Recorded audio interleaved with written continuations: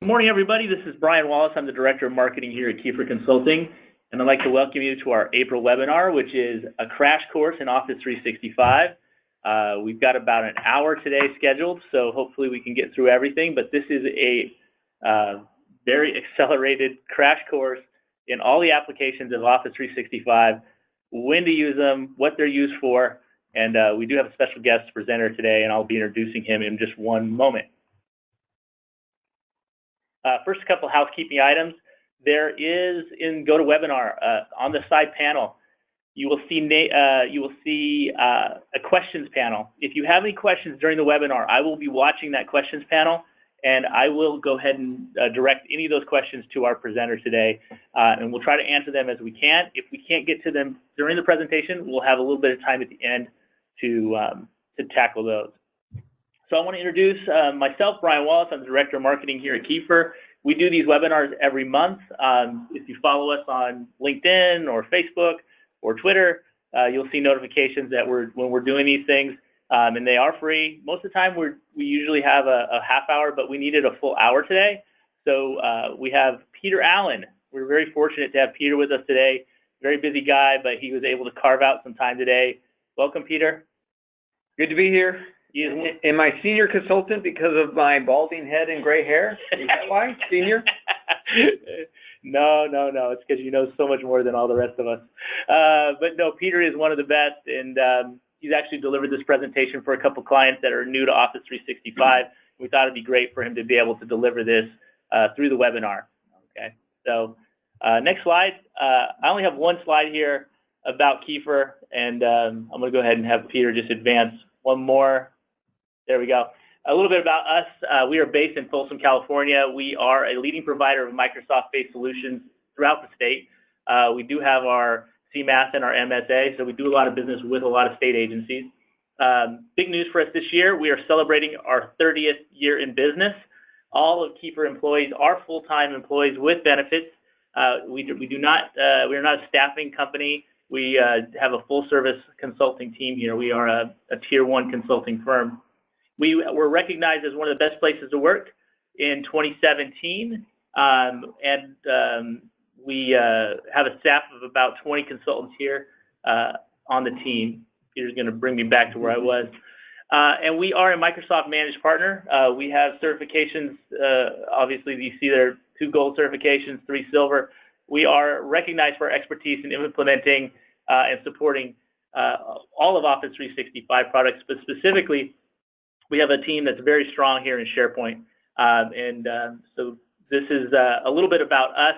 We can obviously send you more information if you are interested in learning more about Kiefer, but do follow us on social media. You'll learn a lot about what we do here, and we'll share a lot of good resources and information with you through those channels.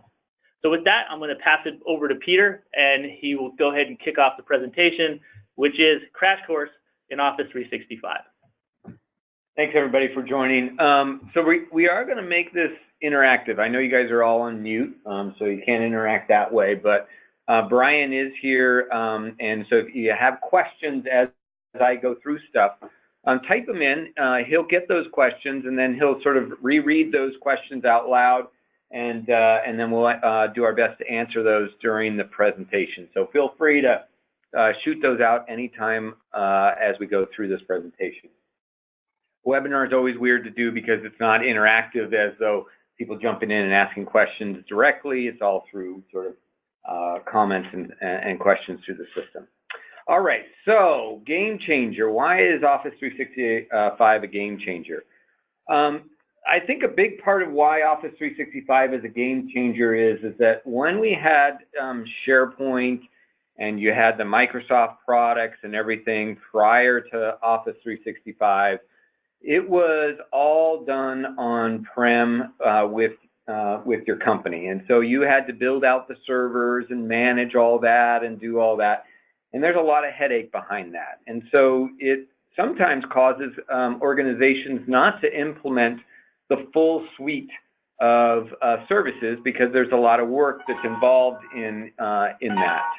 And so, so with Office 365, everything's in the cloud. So now, as somebody who sort of consumes and works with these tools and so forth, we no longer have to worry about managing the servers, managing the stuff behind it to make it happen. And so for us, a business user, this becomes something that is really great for us to be able to interact with all these tools without having to go to IT and ask them to implement the server. So with Office 365, it's not just about SharePoint. As you can see in the wheel here, we have a lot of other things that go on with it. Your Exchange email, we have Teams, we have this thing called Sway, we have Skype, which is a great tool for sort of communicating with your fellow team members, and also outside of your network as well, outside of your organization. Power Apps, it's a real sort of new way to sort of have a forms-based system. So you might have remembered other tools that Microsoft provided for forms. This is the sort of new and improved way. We'll talk about Delve. Delve's very interesting. It is a way to sort of aggregate all of the information that you see in this wheel in different ways and present it to you in different ways. Obviously, we have Calendar and Planner. Planner is really interesting if you like to do projects, but you don't want to go to full Microsoft project. Planner is a great tool for that. OneDrive, highly recommend OneDrive for a standpoint of put all of your documents in there and it gets backed up. You get the benefits of SharePoint documentation with versioning and so forth. Obviously, we have the Office suite, Word, PowerPoint, those things in there. One note, I can't recommend one more note any more than I do because it's fantastic and we use it all the time here at Kiefer for capturing our meeting minutes and having a central place for those. And Power BI is just taking off, right? So Power BI is a great tool for sort of communicating data in a very graphical sense. And then Microsoft is taking on video, having an area, so if you need to have it more private instead of having it out on YouTube, there's video there. Yammer is sort of their social communications going on within the organization, and it's also a collaboration tool for documents and so forth. And then as we end the wheel, we also have that SharePoint that we talked about. So I'm going to hit on many of these things, and we'll talk about it. Now, one of the things that you'll get at the end of this, and you can see it's download from the handouts tab on the bottom right, is, a lot of time we get from organizations is, holy moly, there's all of these different things in Office 365. When do I use them? What are they good for? When shouldn't I use something? So here's a little chart that sort of gives you an idea that when you look at OneDrive or Teams or Yammer or Power BI or, Microsoft, SharePoint, so forth, when is it a good feature? When is it a okay feature? And when is it not recommended to use at all? Or is it something that just doesn't have any capability in what you're trying to do? So this chart really kind of gives you a handy look at that as well. So we're going to continue on and just jump right in. So the biggest one is SharePoint, right? One of the huge benefits of SharePoint in Office 365 is there's no servers to maintain, there's nothing to do, and Microsoft is taking care of all that. So it's really a great tool for when you're looking at, you want to do external collaboration. So you have external corporations that you are working with on some type of documentation or exchange of documents, doing that kind of external collaboration with other members in these organizations through Office 365 is fantastic. Just a little housekeeping on this. The charts that you're going to see here, we have this scale that we go across. And so we'll identify like green, what's really good for that sort of feature in Office 365, all the way to red where, it's not highly recommended for doing that. But as you can see that there's a lot of opportunity in Office 365 SharePoint when it comes to content management, collaboration, publishing. It's great. Obviously it for an intranet is absolutely fantastic.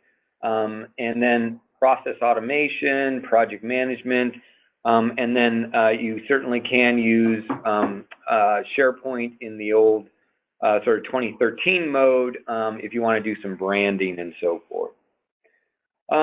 When we look at Office 365 SharePoint, you're going to get a very different experience than you would on SharePoint on-prem. Office 365 SharePoint is really looking to provide you an experience where you don't have to worry about the tool, about branding it, about the look and feel, about all of that. It's more of a tool for you to use to collaborate, manage your documents, communicate information to your team. So they've done a really good job of, as you can see here, the news. The images that you see going across there for those 3 articles are auto-generated from your news article. So there's no figuring out which, image to put there and how to crop it so that it's just right. The whole point of SharePoint on Office 365 with the new experience is really there to make it easy and intuitive off of the bat. So if I'm gonna also jump around to other areas and to sort of give examples of what we have going on. So if I go to, for example, here where we have a sample site on the Office 365 experience, you can see that all of this is just auto-generated based upon the activities that are going on, based upon the documents that we have going on in here. And if I go into a document library, the experience that you get here is all meant to be intuitive and easy to drag and drop and work with stuff. If you've ever worked with Office SharePoint in 2013 or so forth, it's not as intuitive and not as easy to click around and get to and resort things or rename things or filter things as easily. So we're doing a crash course, so we're going to continue on. As we talk about OneDrive, what is OneDrive really good for? It's great for external communication. It's really good for content and file management, but it's not really good for internal team collaboration, publishing information, project management. You can't even brand it. So it's really something where you're going to want to focus in on replacing maybe your P drive that you use with your computer to store all your files, and start using OneDrive. With the benefit of it, you get all the versioning, right? So now you don't have to have V1, V2, V3 on your computer. You can have that one document and the complete version history in it. You can also take it and look at it from a standpoint of authoring your stuff first in OneDrive and then publishing it to an area where you're going to collaborate others within the organization. So in a collaboration site that you have on your SharePoint site. So OneDrive is going to be something that you find on your computer when you go to it. It usually is installed and set up, and then basically you can think of it as that's your new drive that you would put all your documents in there, especially your pet photos or any old photos that you have there. Peter, one of the things I think the benefit we've seen around here is from time to time we'll have to issue a new laptop or something here in the office, and if everything that the user has is stored in OneDrive, it's a matter of them just logging in, and everything that they had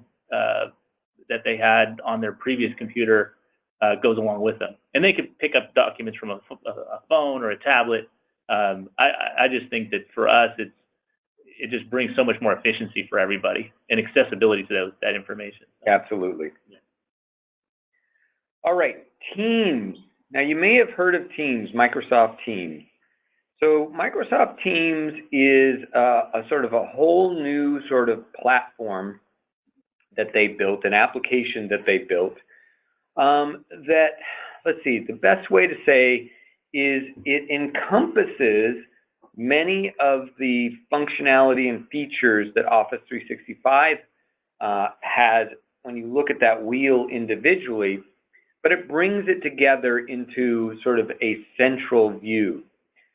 So when I create a team site, it's a great collaboration place, both internal and external. Great for file management, project management. It is where we can collaborate and work together on content and have conversations about content and sort of have a team atmosphere about it. Again, it brings in SharePoint. So when I create a team in Microsoft Teams, I actually create a team site in my Office 365 SharePoint environment. That's where all the documents go and any other things that I would do, lists, and any other libraries that I would want to add. It's not a publishing place in the sense of, an intranet where I'm going to publish trusted content. You don't really do process automation that much in it, and you certainly can't brand it. So when you go to Teams, there's a lot going on here. So I'm going to jump out of this screen and actually go into my screen to show you an actual Teams site and how we sort of use it. So if I jump out of here, we're going to come to a Teams here. So I have a project with a company called Kitchell, and in there we have a team site created, and we have different phases that the project is going through. And so over here on the left, I'm able to break up the phases that we have going on. So I have phase 1A and information and conversations that are going on there. I also have files that are associated with that. But you can see that when I look at phase 2, it's been very active.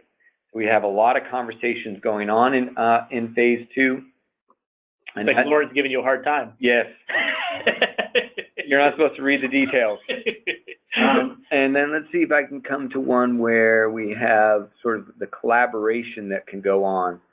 So if we take a look at a document in Teams, one of the things that I like about it is that we can actually have a conversation about that document, and it's stored, and so it's historical. So we can see what kind of conversation went on. We can make mentions of people so that we can identify who should be, sort of pointed out and work on this. So it's a great sort of historical keeping of what happened with that document as we went through it, right? Obviously, we can have chats with other people independently, so we can have chats about stuff. We can, look through stuff here, interact with people, and so forth. And then we can have we have our teams. You also get your calendar here, so we get, what's going on today. You can see all the stuff that I have. Hey, I'm right in my webinar that we're talking about. So you get a real good picture of this. Again, Teams is a application that is sort of an overlay to Office 365. So if I wanted to go to the files that are associated to this project, I can actually click on it, open up my Office 365 environment, and here's where all my documents are and the other information there. All right, let's keep going. We got quite a few things to go through here. So, all right, now we have this other thing called groups. So let me go back. Teams, right? And then we have groups. Oh boy, Teams, groups. Oh my, what's going on here? So groups came out before Teams, but groups is sort of a it's a first level before you go all the way to Teams. So it's a nice interim sort of solution if you don't want to go to this full separate application, Teams. You can do groups. And groups is really good for people who use Outlook and love Outlook. Because when we look at groups, it's all done within our Outlook, right? So over here on the left, if we take a look, we'll have a groups area. Just like we have folders, just like we have our favorites in our inbox, we have our groups. And what happens with a group is you create a group for a collaboration team, right? A group of people that are going to collaborate on something. You invite all those people to that group, and now within Outlook, you're going to have a conversation with them, and it's going to be already sort of grouped by the people that are a part of that. You will also be able to go to the files that are associated with that. So when I create a group, I create a SharePoint team site, and I can go to that site and see the documents that we're managing and working on, and then we can also do OneNote as well. So, and it also creates a calendar for you as well. So it's really about, a group is really about looking at Outlook. People like to use Outlook a lot. An organization may use that extensively. It's a great way to come to a central place in Outlook on a group that is a collaboration of people working together on something. All right, Planner.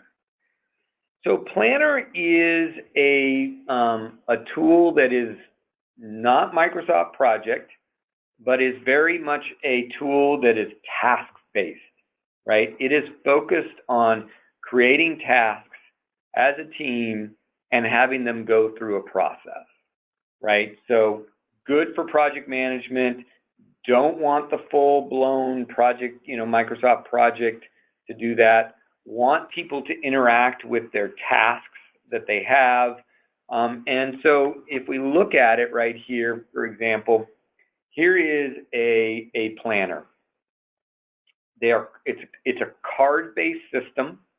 It's a system where we can assign people to them, and they can interact with this and move it along the process. What's not started, what's in progress, and then what gets completed. So, so it's a great tool for that. If you're not looking for a full-blown Microsoft Project sort of setup. We use this on the marketing side. I can see a lot of application for this, but the way it works from an interface standpoint is you click on the card and you literally drag it to the different phases that you've set up, and you can establish what you want each phase to represent, and you can track exactly where things are. If you've ever used Trello, which is a really popular task management solution, it has a lot of elements, but being tied to Office 365, it incorporates so much more. But a really easy to use application in Office 365, and a really easy way to take a quick look at where everything is tracking. So we like it a lot here. Great. Delve. What is Delve? So let's sort of take a step back and think of that wheel that we saw that had all of those different things. It had SharePoint in there. It had Exchange, which is your Outlook, in there. Even Microsoft Word, OneDrive, your calendar, planner. Microsoft is housing all of those things in Office 365. And so they've sort of created this what they call Delve as this sort of system that allows you to see across everything. And then it's sort of bringing in, so long-term vision for Microsoft is that Delve is going to start to use artificial intelligence and sort of understand how people are working and sort of communicate that to you. So if we go to an image here, and I just brought this in of mine here, this is part of Delve. This is my profile, but it starts to bring things in from all over my Office 365 experience. So as you can see for today, my calendar, so it's showing my calendar, but it's also bringing in all of these other documents that I'm working on or have been working on and so forth. It also brings in the people that I'm working with and so forth. So we're going to jump over to it. Let's go to here. And so if I go to my own Delve here, we can start to see that it's sort of looking across everything discover documents from people around you. So it's saying, hey, look at all these other documents that people have been working on that may be something of importance to you based upon your activities and so forth. So it really brings in sort of a cross-section of all that. And I can jump into any of these sections here and see more details and more documents that are coming in that I should probably either have been working on or should be working on, and so forth. So these are documents and attachments. I could look at from an attachment standpoint, what have I received recently. So it's great if you're like searching for an attachment in your email, but you just want to see all of your attachments in one place. I certainly could come in here and take a look and see what all of the attachments that sort of came in here. And then there's my analytics. So we'll just see how good of an employee I am, right? So meeting hours. So it's taking a look at all the activities that are going on. How much am I spending on email? How much focus time do I have? How many after hours, I have, and so forth.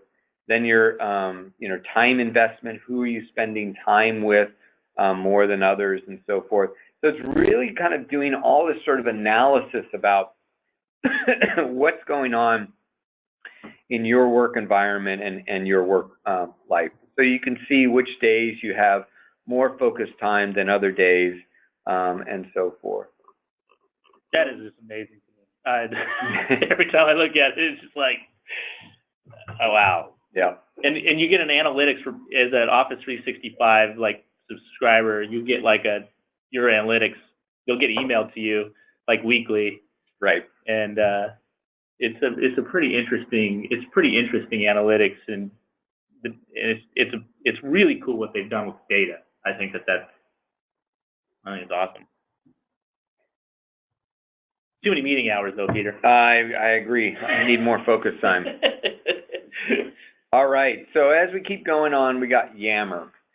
Now, Microsoft bought Yammer many years ago and brought it in, and it is some of the agencies that we've worked with, they use it as it is a social sort of communication platform. And one of the benefits, or many of the benefits, is it keeps a historical sort of communication about stuff. So companies have used it as a great way to sort of send out, a question, and then the organization as a whole, the experts, the subject matter experts, can respond and give, an answer, and therefore then it's captured as knowledge and can be searched and found again without having to constantly ask the same question. But it's also a great tool for sort of collaborating and communicating on documents as well when you incorporate Yammer into your environment and so forth. So sort of like what we saw in Teams when we were sort of collaborating on a document, and the narrative that happened in that right-hand area is the same thing that you can do with Yammer, but do it over, specifically in Microsoft SharePoint itself and on the team sites and so forth that you have there.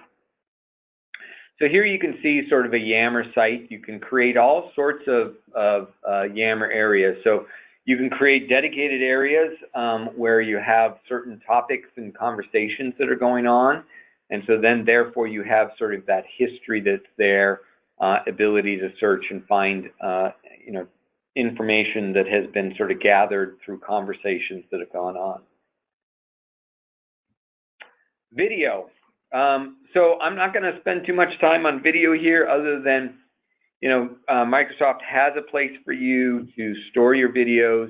This is really good if you have videos that are intended for internal use only. They give you a method for streaming them, storing them, and having them available to the organization in a secure sort of environment. Sway. Sway is an interesting tool. We used it, I think, extensively when it first came out, but I'm not sure that we're using it as much as we're using it as when it first came out. It was sort of thought to be a sort of PowerPoint replacement, but I'm not sure where it is on its life cycle. Yeah, me neither. The one thing that is interesting about it is it is a web-based presentation tool. So you can send somebody a link, and basically they get like a web experience. It's like a web page. The cool thing about it is you can take like a Word document or a OneNote and just drop it into Sway, and it will create kind of a visual experience. It'll take a document and kind of make it presentable. I think that's kind of an interesting way to deliver it in kind of more of a storytelling type of method rather than just pushing out a static document. So it does have some interesting features. I do recommend that you do give it kick the tires on it a little bit, but for us, it just wasn't the right. It isn't quite the right fit for us for most of the things that we're trying to do here. But maybe for you. So here's a sort of just a quick snapshot, and so this is sort of giving you the perspective of how it's sort of web-based. You have your sections, you have sort of the layouts and things that you can do with it and so forth. Quite a different experience. Give it a try. That's all I can say. Yeah, it's like essentially you're basically dropping a document in and building a web page. It's a web page. Yeah. Right. All right, Power Apps. Now, Power Apps I'm really excited about, right? So if you remember back in the day, if you used SharePoint on-prem, you had InfoPath. InfoPath was, at the time, it was great, but it was clunky, and there was a lot of, unique things about it, or unique ways that you would have to attack it to get it to do what you wanted. Power Apps is sort of this new sort of forte that they're taking in how do you get the ability to create really rich forms in SharePoint. So these forms can be, the layout can be changed. You can incorporate different aspects out there, services like dynamic CRM into it, Dropbox, OneDrive, plus, mapping, things in there. It is quite a tool that I highly recommend. It also has an app for the phone. So, the demos that when it first came out that Microsoft gave at the conference was really, look, you can create this form, collect information, and it can be an app on everybody's phone, and they can run around, either at the conference filling out stuff, and then what they did was they would go around and take a picture of something and sort of vote on it and then submit it, and it would come into SharePoint, and so then they would get this list of all these things that people thought was really neat, and then they voted on it and so forth. So it allows you to take what normally is a form out of SharePoint and really extend it beyond. So here's a good example of Power Apps being used in collecting information. So much more a beautiful form. You got your standard form on the left, but then we can add things like a map and location on the right, all in this form and so forth. So Power Apps really lets you say, I want to create something that's more of an application than just a list with a form on it. Power BI. Power BI is something that's very exciting in the sense that now when you collect all this information, whether it be in SharePoint or Office 365 or your own system, your own databases, Power BI can connect to all sorts of data sources and really bring in that information and show it in a graphical sense. So, this is really exciting because now we can really create really rich and dynamic dashboards for everybody to really understand what's going on in a process. So here you can see we have a sales pipeline going on, but we can also see the total invoices that are going on and the total revenue that we have. And so you get to see a real big picture about your data that you normally wouldn't in in Excel spreadsheets. And then it's much more interactive. So if I were to select, for example, in the sales pipeline over here, if I were to select any one of those bars, it would affect most everything that you see there because it's all interconnected and so forth. So Power BI is an incredible tool for really visually communicating the data and the information about your business. Yeah, that's been a huge interest for a lot of our clients. Power BI. We've done some dashboards here internally just to just play with the application. And what's interesting is what you'll find is the insights that you get when you have a visualization from the data it's remarkable. We were combing through thousands and thousands of lines of data that were associated with lake elevation here in Folsom. We took a bunch of open data, had all the different lake elevation for every day for the last 20 years. So you're talking a lot of lines of data. We dropped it into Power BI, and all of a sudden you can see the trend illustrated in the graphics. But what was interesting about it is we also saw this one spot where it really dipped down, and we were able to identify that there was anomaly, there was an issue with the data. These are the kind of things, this kind of tool allows you to get in your data in a whole new way and see things that you wouldn't have been able to see by just scrolling through a spreadsheet. So I'm super impressed with it. Yep. Great. Microsoft Flow. So this is, the sort of next iteration of workflow in SharePoint. You still have the standard, workflow that SharePoint provides, but Flow is meant to sort of really connect a lot of different resources that you have in. Hang on, let me get back on here. It looks like somehow Yeah. You do? Yeah. Good? Yeah, I think we do. Okay. Microsoft Flow is sort of the next iteration of, workflow that's going on in SharePoint. It's connecting to a lot of different resources and allows you to sort of bring in stuff. I mean, you could even bring in stuff from Twitter if you wanted to and connect to that and then incorporate it into your to your application or the data that you're working with. So it's, as you can see here in this sort of screenshot, it's really looking at all the sorts of things that we can sort of connect to, and they're constantly being added here. So Flow is really sort of about.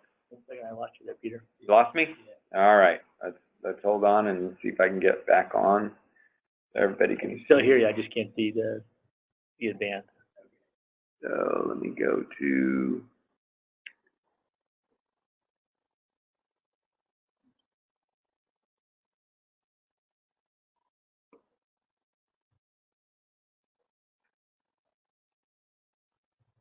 One second here, folks.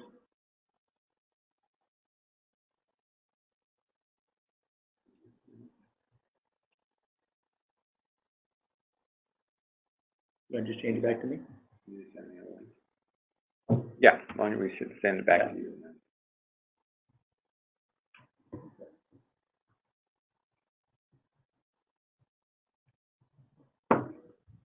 Go ahead and just.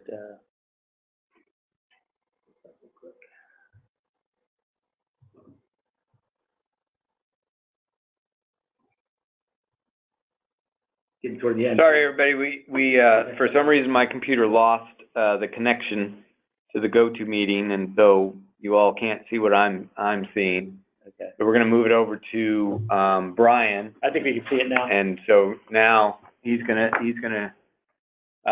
show the information. So as I was saying about Flow, all sorts of things that you can connect to but also Flow provides much more of a graphical interface to what's going on. Let's go on to the next one. Okay. So let's take a look at and go through this here, right? So we've gone through sort of all the different areas that you have in Office 365. OneDrive, as you can see, is really good for external collaboration and sort of your own sort of, management of documents and so forth. I would not use it for really internal collaboration because Teams and Groups and SharePoint really do that, and Yammer do that much, much better than OneDrive does. And then when we look at Teams and Groups, when to use Teams, when to use Groups, it's really about the maturity of the organization, about when to use Teams and when to use Groups. So if the maturity of the organization is low, people are probably accustomed to Microsoft Outlook, they do a lot of their work out of there, then Groups would probably be the best way and best avenue to start down. Now, the beautiful thing about Groups is that if your organization matures and grows and wants to use Teams, you can upgrade any group into a team and start using the Teams application. So it's not that it's a barrier in any way. It's a nice sort of roadmap and transition that you have. Obviously, we use SharePoint all the time here at Kiefer Consulting and highly recommend it. It has so many benefits. Again, Planner, if you're doing project management and it is much more informal than Microsoft Project, Planner is a great tool to sort of collaborate and capture all of that stuff. As you can see from Delve, that's really a great place to really see everything about yourself and about your organization, and it's doing its best to try to connect you with people, with documents, with activities, with things that are going on in your organization that seem to be along the lines of what you're doing.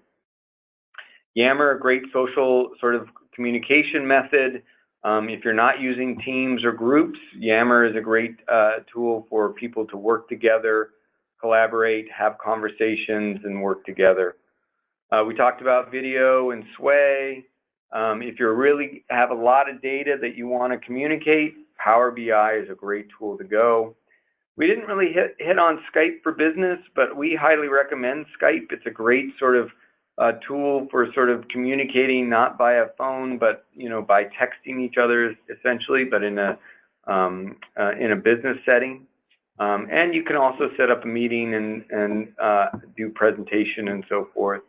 And then Power Apps, if you're really wanting to get into more of an application style for in SharePoint, using Power Apps and Flow combination will really build that out. So I would say let's see what's the next slide that we have. So real quick, we provide a lot of insight into these products that make up Office 365 through our social channels. We produce infographics. We have webinars we did a webinar just this last year, 10 little known hacks, Office 365 hacks that will change your life. If you are, now that you know a little bit more about Office 365, you might be ready to learn a little bit more about some of the ways to hack it. So that's actually on our YouTube channel. And then we do, like I said, infographics that kind of help kind of summarize some of the bigger concepts around Office 365. I look at this chart, Peter, and when I look at it, I go, wow, I feel like it's clear, but for a lot of people, it might be clear as mud, right? I mean, there's still probably a lot to know about some of these things. I know that you guys make a recommendation with clients to kind of start small with Office 365. I mean, what's the best way to get moving into Office 365, getting onto the platform and getting the users to really start to embrace it? Right. So one of the things that we always say is that if you're just starting out, Office 365, as you saw from the wheel, is a big pie, and there's lots of slices in there, right? And so you're going to need to choose, you know, one or two slices in the big pie to sort of start off with, and then within one of those slices, you want to find a group in your organization who's really excited, enthusiastic, who are early adopters, who are people who want to take something like this on, and get them to sort of be the first ones to utilize, whether it be SharePoint or any of these other teams or groups or any of these other functionalities in Office 365, and have them pilot it. And then once you've figured out how you want to use it, then it's much easier to roll it out. Plus, those that have already started using it usually get really excited about it and tell other people in the organization about it. And then you have, sort of a grassroots sort of swelling of utilizing the tool. Right. Yeah, we work with a lot of clients in helping them get Office their Office 365 up and running in the organization. We do bring in business analysts and the consulting team to kind of make recommendations on where to start and help customers kind of create that roadmap. I think it's an important part of it is to have your roadmap and to understand what you want to bring on, when you want to bring it on, and what would illustrate success with that particular phase, and then moving on to something else down the way. So that was. I think this is just a quick slide here. It talks a little bit about different clients that we've worked with. We've been doing this for 30 years. We've worked with a lot of clients, a lot in the public sector. We do have some pretty high-profile public sector or private sector customers as well. Most of this work we do is in the public sector. But you can follow us through the social channels. Do take a look at our blog articles, white papers, things like that. And then there's also event calendars in our newsletter. Shows the different events that we're presenting, events that we're presenting at. We have a live presentation on governance, Office 365 governance, coming up in May. Do find that more information on that is available on our LinkedIn company page. So we do have a little bit of time for questions and answers, and I am going to go ahead and take a look at the panel here. And I think I might even be able to open up the line for some folks if they're still on. Any questions from anybody? Take a look at the panel. If you don't have any questions here today, you can always reach out to us privately, and we can go ahead and answer your questions. But if your presentation now has created more questions, you started out with not knowing enough about Office 365, and now you have many more questions, please feel free to reach out to us, and we will be happy to work with you. This webinar was recorded, and we will go ahead and put it up on our YouTube channel so you can revisit it at a later time.